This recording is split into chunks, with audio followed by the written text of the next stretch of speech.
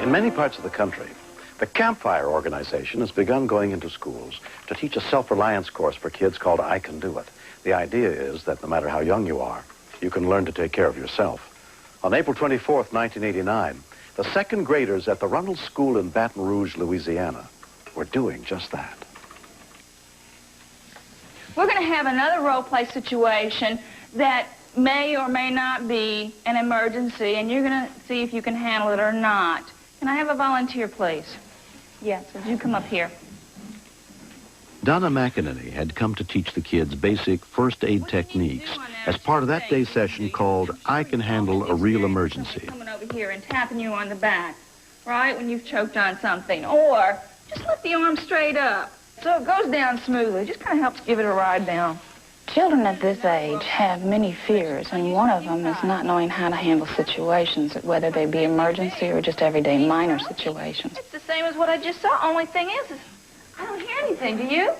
What happens is a piece of food gets caught here, okay, in midway. And so therefore you can't breathe in and you can't breathe out. Okay, I need everybody to stand up, feel their V. When the child is called upon to role-play the choking situations, the child will act out the choking situation and will also have demonstrated on him or her the Heimlich maneuver. Stand over on the person, and you're going to come in and out. Now, actually, I didn't do that to Kyle because he's not choking, but I will show you how. It's a one motion, like this. Our next example up here, role-play, could you come up here, please? They let the kids actually experience the situation, and it's just something that we don't often think, but with so many kids at home nowadays without parents there, these are just simple things that the kids really need to know. Slightly lean your head forward. Very good. And you'll have to hold it for 3 to 5 minutes to stop the bleeding. Okay, when coming across an emergency situation, first of all, you have to be alert and observant as to what's going on during that emergency situation. And if you need to seek help and there's no adult around, what can you do? Call 911. Call 911. I want everybody to say that, please. Call 911. That's right.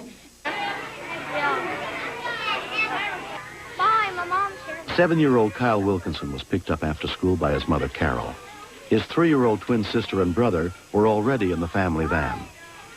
I had Joshua and Jessica in the back seat of the car, and Kyle got in the car and started our normal conversation about what had happened that day. Yes, ma'am. What kind of nutritional food did they teach you to fix?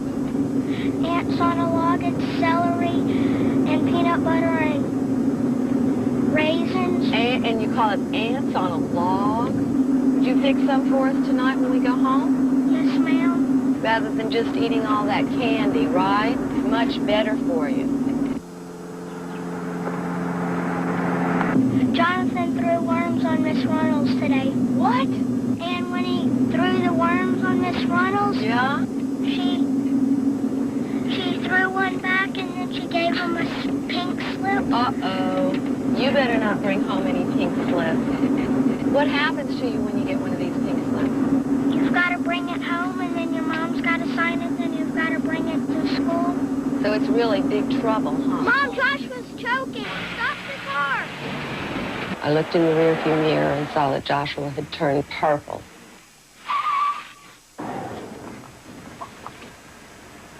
When I got to the other side of the car, it appeared that Kyle was just holding Joshua, and I wanted him to give him to me. What are you doing? I was panicked, and all I could think about was that he was going to die.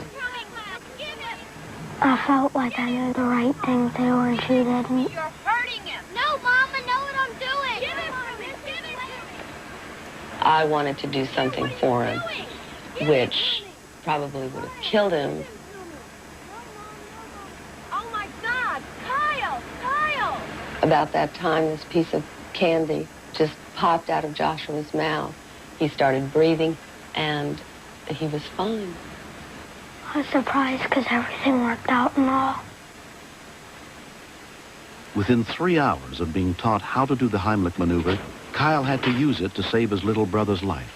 And what's even more fantastic is that not only did the child learn it, but he also knew his mother did not know how to do it, and he took the situation into his own hands.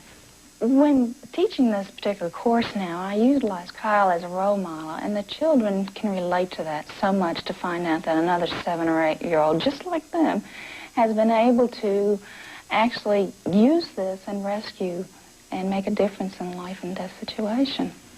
It makes me feel glad because he's still alive and all, and I still get to play with him and all. Whoa, bring it back here. Right here. Come on, that boy. Good boy. Whoa, get it, Josh. I'm really proud of Kyle, not just because he saved Joshua's life, but because he has shown other children and other people that you can do something like this, that you can help. I was so grateful that Camp Fire had taught Kyle the Heimlich maneuver that I wanted to praise them. I wanted them to know that they had done something useful, something I really needed, something that everybody needs.